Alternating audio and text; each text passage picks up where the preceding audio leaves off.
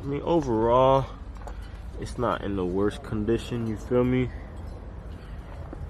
I like doing like cars like these, you know. I'll be honest, like when we do older vehicles, I feel like it's a little less work. I don't know why, but newer cars are a little bit more work.